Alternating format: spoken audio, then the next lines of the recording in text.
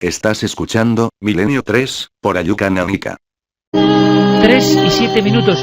¿Reconocéis esta música? El bebé de Rosemary, la semilla del diablo.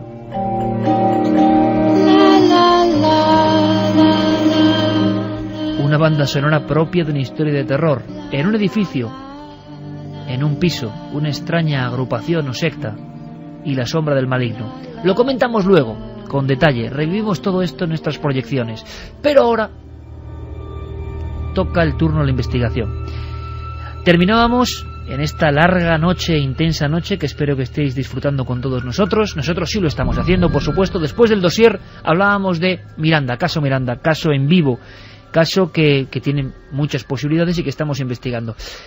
Javier, compañero, acababas hablando de una daga, entre otros objetos, que no es cuestión de ser, no sé, idólatras o creer en maldiciones de objetos, pero sí que personas pueden, incluso inconscientemente, focalizar sus miedos o temores, repito, inconscientemente, y aquí surgió la pregunta, por parte de la audiencia de Milenio 3, si habían hecho algún viaje exótico o tenían algún objeto. ¿Por qué? Porque ha ocurrido en algunos otros lugares con fenómenos anómalos. Curiosamente, esa pareja reaccionó de inmediato y recordó el viaje a Estambul. Y en ese viaje a Estambul, aunque no le dieron importancia, Javi, por lo que tengo entendido, surgen ya los primeros casos de sangraciones, ¿no? Sí, allí les salen en la piel unos pequeños sarpullidos que ellos achacan a las sábanas del hotel y bueno, pues al clima y a otros aspectos propios de un viaje al extranjero. Y claro, como decías, pues aquí en Milenio 3 los oyentes muy acertadamente empezaron a preguntar por estos objetos y pronto ellos cayeron en la cuenta de que efectivamente habían comprado unos objetos que además en unas circunstancias un poco extrañas, ¿no? Porque además fue todo en un anticuario. Decía que eran unos objetos, especialmente el rosario, no estaba a la venta en el escaparate y el comerciante se lo sacó como del almacén. Bueno, todo como muy de película además, pero completamente cierto, porque allí efectivamente estaban esos objetos y subjetivamente esos objetos transmitían algo que no eran buenas sensaciones, desde luego. Claro, tú me cuentas una cosa que es muy interesante. En la comunicación, por la instalación técnica, los compañeros, Enrique o Javi, o los propios protagonistas de este suceso en Miranda, no escuchaban unos a otros, era complicada la intercomunicación. Entonces, en muchas ocasiones escuchaban parcialmente el programa. Quien se ponía los cascos escuchaba ese fragmento del programa.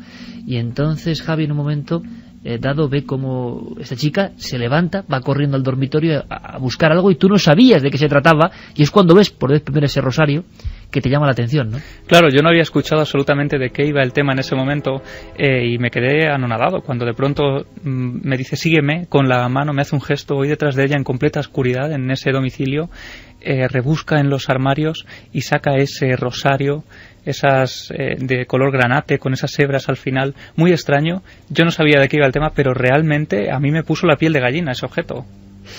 Subjetivo, desde luego. Ahora, ¿qué ha pasado a partir de ese instante?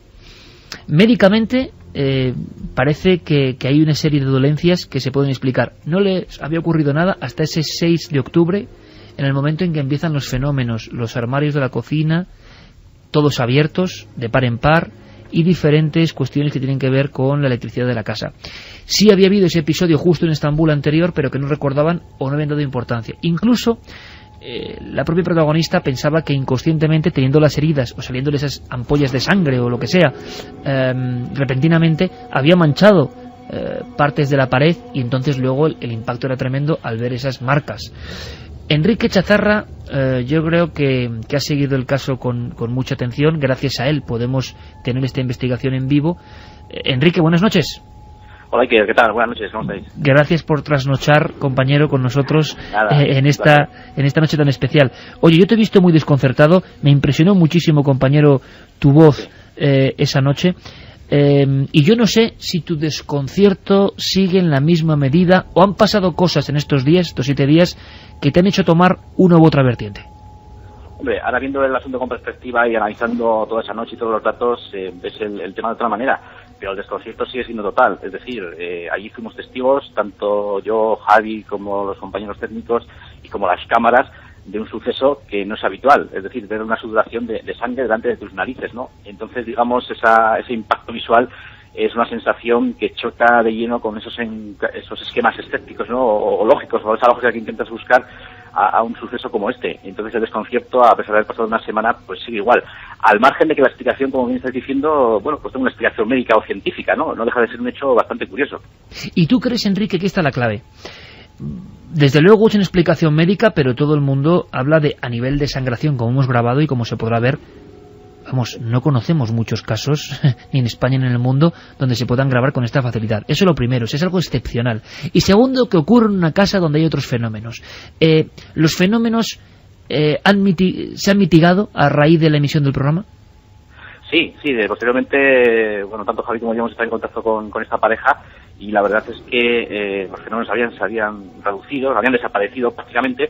Lo que pasa que ahora se estaban enfrentando a otro fenómeno, digamos, tan preocupante casi, o por lo menos para ellos tan preocupante como el propio fenómeno, que era el fenómeno social. Claro. Porque no te puedes hacer una idea, en Miranda de Ebro, que prácticamente es una población pequeña de unos 40.000 habitantes, pues el eco que ha tenido toda esta historia, siendo un misterio que está en boca de todos, ¿no? Entonces, todos los medios de comunicación locales se han volcado con esta historia, se ha intentado localizar a los testigos, y claro, esta pareja tenía miedo de digamos, salir de ese anonimato, ser descubiertos, porque eso al fin y al cabo pues siguen, digamos, sin querer, ¿no?, ningún afán de protagonismo. Es un poco el drama cotidiano que pocas personas, sobre todo escépticas, entienden ni saben, ¿no? Hay individuos, pero no hablo de personas concretas, sino en general, que se creen que es muy divertido contar cosas extrañas para ganar popularidad. No se dan cuenta que, como en los casos que hemos contado del tema abducción, o este mismo caso, lo que se busca es todo lo contrario. Enrique pues tiene que esforzarse para que lleguen casos de este tipo. Nuestro equipo, nosotros, tenemos que arrancar muchas veces los casos. En este caso, solo por la angustia y poder ayudar, que por fortuna creo que se está logrando, vamos a ver hasta dónde llegamos, pues nos permite estar contentos, ¿no?, en general, con lo que está pasando. Pero hay que decir que esta gente sufre y no quiere ser reconocida por un tema tan espinoso. O sea, en este mundo que vivimos, donde parece que salir en la tele es la gloria y el éxito, en fin, en ese mundo de banalidad y de aborregamiento estamos, ¿no? En ese mundo donde parece que la popularidad banal es lo que vale, no tiene nada que ver con el misterio auténtico. La gente que sufre el misterio auténtico no quiere saber casi nada, y cuando va gente a Cuarto Milenio o viene a Milenio 3, habitualmente es con mucho esfuerzo por nuestra parte, porque saben que pueden tener problemas. En este caso lo que nos salva es que de momento parece que la cosa se ha calmado, y que seguro, espero que por nuestra parte y por parte de Javier Pérez Campos y de Enrique Chazarra han recibido respeto, cariño y comprensión. Eso lo primero, y eso creo que es lo básico. Enrique, a raíz de los objetos han pasado cosas. ¿Será un efecto placebo? ¿Será lo que cada uno quiera? Pero al parecer ha ocurrido, ¿no? Sí, efectivamente. Además es curioso porque eso, al hilo de lo que estás comentando, ¿no? Ya sabes que los investigadores, bueno, pues cuando te acercas a un fenómeno de estas características o cualquier otro tipo de fenómeno insólito, pues bueno, siempre recopilas testimonios y, digamos, es limitado, ¿no?, a la hora de investigar. Pero ahora esa sensación de ser testigo y estar al otro lado, digamos, de la investigación, pues te hace sentir, por lo que tú estás comentando, ¿no?, que, bueno, conmigo se han puesto en contacto muchos medios de comunicación, muchos amigos, amistades e investigadores incluso de la zona de Miranda, y de alguna manera notas como, digamos, se ponen en duda, ¿no?, lo que tú realmente has visto con tus propios ojos. Entonces estás al otro lado, digamos, de la investigación, al otro lado del caso, y es una sensación que, bueno, a estas alturas me parece increíble, ¿no?, que la esté viviendo de esta manera. Enrique, pero qué interesante es esto, amigo, compañero de tantas andanzas, qué interesante es esto. ¿Y sabes por qué? Porque nos puede pasar a todos en cualquier momento. Es decir, tú has hecho siempre gala, primero de tu reciedad, hay que decirlo, de tu, ni siquiera es escepticismo, que es que esa palabra se ha prostituido tanto, de tu lógica racional, ¿no?, de decir, ¿dónde está el misterio? Vamos a descubrirlo, porque es nuestra obligación, de acuerdo. Pero también quizá entendemos ahora, a tanta gente que le han pasado cosas raras, la incomprensión inmediata, lo fácil que es opinar, lo fácil que es ir de lógico. Amigo, menos cuando ves algo te pasa algo, ¿no? Claro, efectivamente. Además, en este caso, vamos, es una evidencia física, ¿no?, que es algo poco habitual en este tipo de investigaciones. Y, bueno, hay varios testigos, hay cámaras, bueno, en fin, cualquier persona puede visionar el fenómeno en sí, y aún así pues la gente lo sigue poniendo en duda, ¿no? Entonces esa reflexión que estamos comentando, pues es curioso que a estas alturas te pase, ¿no?, de digamos, ese escepticismo, o no escepticismo lo que tú dices, sino de esa duda que siempre has tenido al respecto de estos fenómenos, pero que, bueno, ahora lo has vivido de esta manera, y ya digo, y aunque tenga una explicación médica o científica, pues bueno, no deja de ser insólita, lógicamente. Enrique, ¿esos objetos han sido donados o se han ido de la... ese puñado de objetos diferentes de los que hablamos del viaje a Estambul han sido donados o enviados a una mezquita, según tengo entendido, ¿verdad? Y a partir de ahí, sea por lo que sea, se ha calmado la situación, tanto en la testigo como en la casa. Efectivamente, los fenómenos han remitido, las observaciones han remitido, y de alguna manera, pues bueno, ahora viene la gran pregunta que antes planteabas, ¿no? Si esto ha sido un efecto placebo, si realmente esos objetos tienen algo que ver. Porque ellos le están dando muchas vueltas al asunto, y bueno, incluso creo que se comentó en el milenio de la semana pasada, de los males de ojo y cosas por el estilo. Entonces, se veían como un poco reacios a pensar, bueno, si esto no es un mal de ojo, como nos habéis comentado, ¿cómo va a ser cuestión de un objeto maldito, ¿no? Entre comillas, o por decirlo de alguna manera. Entonces, a pesar de las dudas que tenían, pues bueno, se han deshecho de los objetos, y los cierto es que han remitido. No sé si por sensación de que ellos han quedado mucho mejor, o porque efectivamente, pues bueno, el tema iba por esos derroteros. Javi, tienen que pasar unas fechas, pero hay una cosa que yo no sé si el gran público ha comprendido en su intensidad. No solo es que Enrique Chazarro o Javier Pérez Campos hayan grabado, hayan asistido a esto, que podemos luego hablar, bueno, ¿qué pasa? ¿Que es ilusionismo? No lo sé, pero habrá que verlo. No es habitual que un equipo en vivo grabe todo esto, pero menos habitual es que un profesional como Aitor Curiel, de la Sociedad de Criminología, de Ciencia Criminológica Española, un médico forense como él, pueda tomar muestras en vivo y él mismo vea lo que está ocurriendo. Faltan algunos días para las pruebas, pero lo vamos a contar todo, por supuesto. Sí, en estos momentos, estos días de atrás, se están llevando a cabo en los laboratorios los análisis de esa sangre. Se va a determinar si realmente es sangre 100% seguro, se va a determinar si esa sangre es del cuerpo de Leticia o si es del cuerpo de Alberto, la sangre de la pared. Es decir, se ha recogido muestra de absolutamente todo, y lo vamos a comprobar dentro de poco tiempo. Enrique, yo quiero agradecerte como siempre, pues todo realmente, y que estés ahí siempre, como un gran compañero que eres, y que seguiremos muy atentos, y sobre todo, calma para esa familia. Ojalá los fenómenos sean un recuerdo, ojalá nuestra intervención, por H o por B, me da exactamente igual, pero haya servido para algo, y me gusta mucho, sinceramente, verte con ese desconcierto, ya me conoces. Un abrazo muy fuerte, compañero, nos vemos dentro de muy poco. Igualmente, un abrazo a todos, gracias.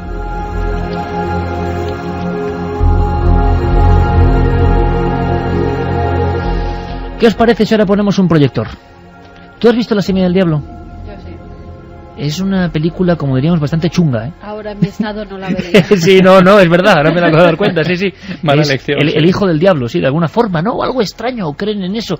Es una de esas películas, ¿verdad, Santi?, que tiene ese pozo, ¿no? No llega a ser un miedo tremendo, ¿no?, como El exorcista, además, pero tiene esa capa oscura, ¿eh? En el fondo tiene ese miedo de lo que hablábamos antes de los abducidos. Esa Rosemary que poco a poco va perdiendo el control de su vida y se va dando cuenta de ello, de que su vida está siendo guiada por otras personas, y que cuando quiere escaparse de esa telaraña se va enredando cada vez más. Eso da mucho miedo. Recordemos esta película y, sobre todo, recordemos una historia anexa que nos ha dejado boquiabiertos.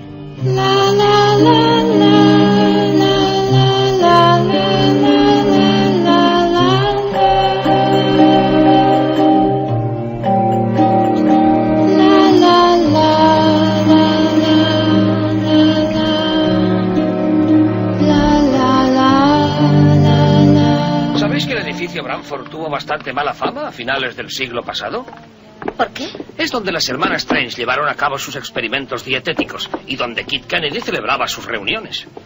Las hermanas Strange eran dos auténticas damas victorianas que cocinaron y se comieron varios niños, incluyendo una sobrina. Y Adrián Marcato practicaba la brujería. Causó un gran revuelo en los años 90 al anunciar que conjuraría al mismísimo diablo. Me parece que exageras. Después vino el asunto de Kit Kennedy, y allá por los años 20 el Bramford quedó medio vacío. Lo llamaban el siniestro Bramford. Pero, Hatch, en todos los edificios de apartamentos ocurren cosas. Ese tiene el récord de acontecimientos desagradables.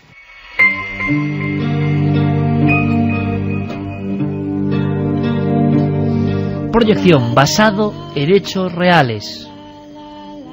Arriba, en la última planta, por supuesto viejo celuloide, Javier Pérez Campos. ¿Qué tenemos que saber que no sepamos ya de esta película?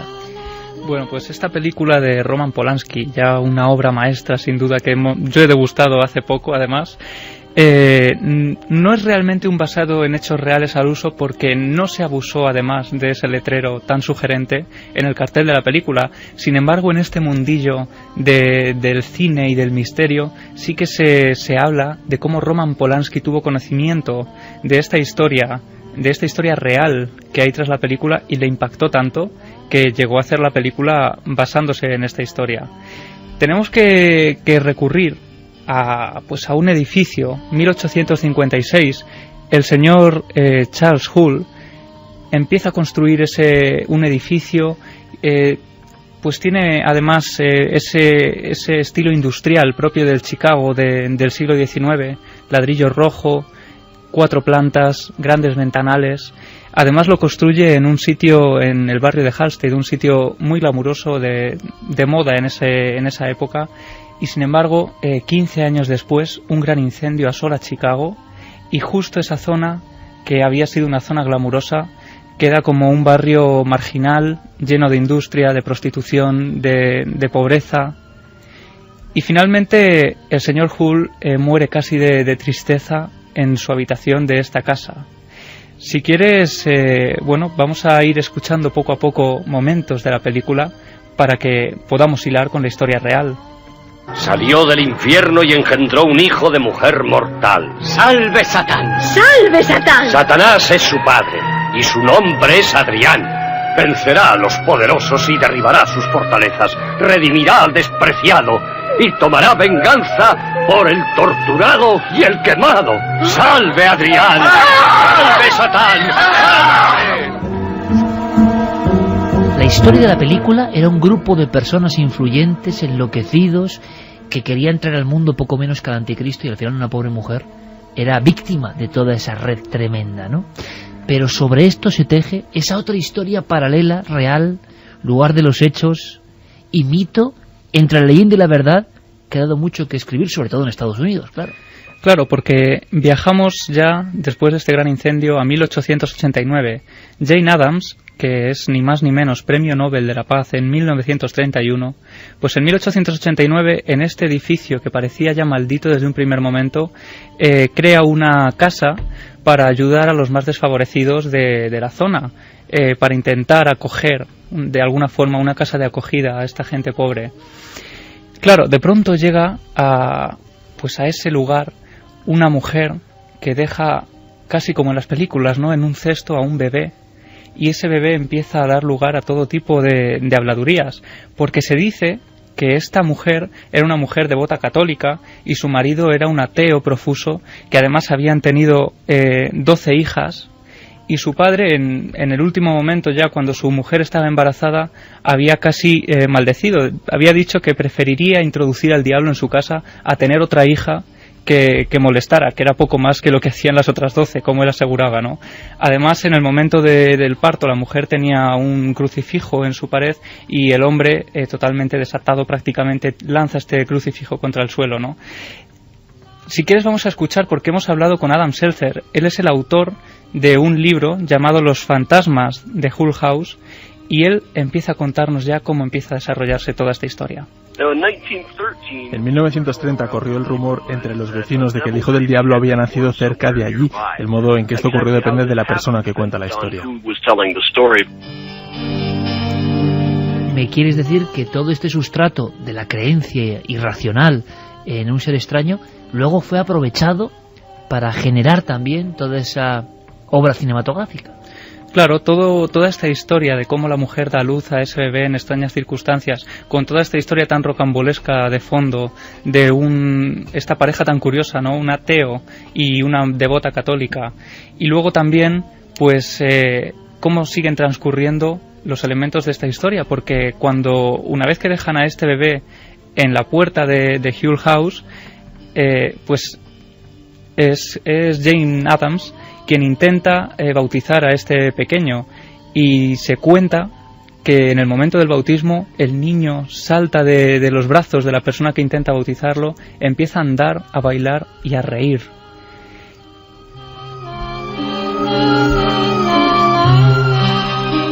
Y lo más curioso de esta historia es la apariencia que tenía este bebé. Vamos a volver a escuchar a Adam Seltzer, que es nuestro guía en esta historia tan interesante y tan desconocida. Según cuenta la historia, el bebé nació con una piel con escamas, cuernos, cola y pezuñas. Algunas personas incluso dijeron que caminando cerca de Hull House lo vieron asomado en el ventanal de la azotea porque vivía allí.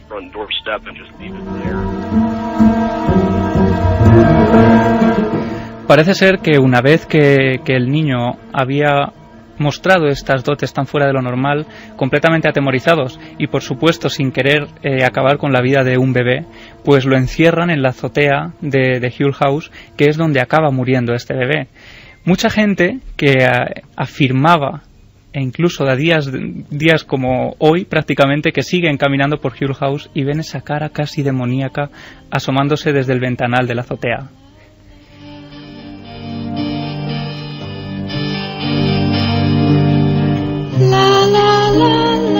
Lo más terrible, para que os hagáis una idea, es el fenómeno social que se desata con toda esta historia, y esto es algo totalmente contrastable, porque se arremolinaban cientos y cientos de personas en las puertas de Hull House cada mañana de ese 1930 pidiendo ver al Hijo del Diablo, y de hecho eran muchas las noches que, haciendo cola para las primeras horas de la madrugada, intentar incluso vender o pagar dinero para comprar entradas y ver a ese bebé, se arremolinaban en esas puertas centenares de personas. Imagínate esa escena de personas con velas, además, con pequeñas hogueras, intentando calentarse para ver al Hijo del Diablo.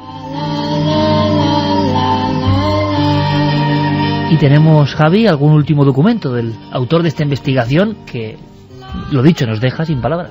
Sí, porque, bueno, lo más probable, ¿no?, es que toda esta historia tenga una base real, que sea la de un bebé con deformaciones graves que fuera donado por esas características y por esa creencia de que estas deformaciones traían malos augurios, y quizá acabó dando lugar a toda la historia que se creó posterior de la semilla del diablo.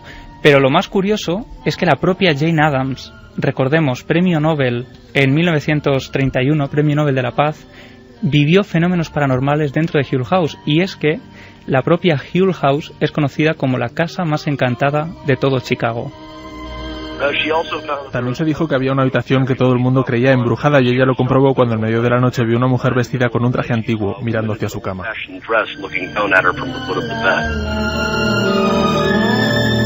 De todas formas, una vez más, cómo son, en el buen sentido, los estadounidenses con el misterio, ¿eh? Libros, documentación, investigación, luz y taquígrafo sobre la historia, sea mito o sea verdad.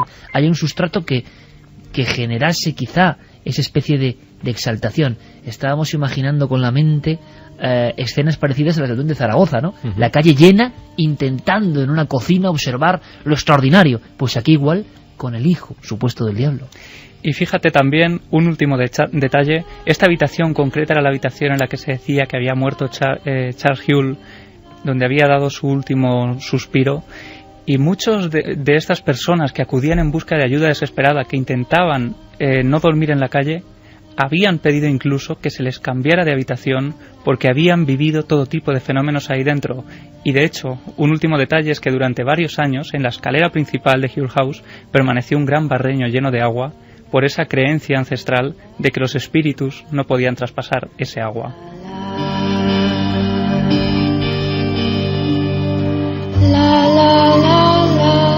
Cuando Herbert Campos sube a la zona de proyección, en penumbra, con el sonido, el rodar antiguo de esos proyectores que ya han sido sustituidos por lo digital, él se pone siempre el chaqué, él se pone siempre la pajarita y unos anteojos, recordando a su viejo ídolo, Alardo Prats, periodista y proyector de cine, por supuesto, y nos seguirá trayendo sorpresas de este tipo, que para eso está.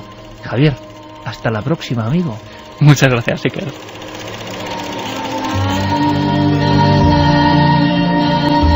Madre mía, vaya historia, siempre aprendemos cosas, incluso en la noche, en la más larga.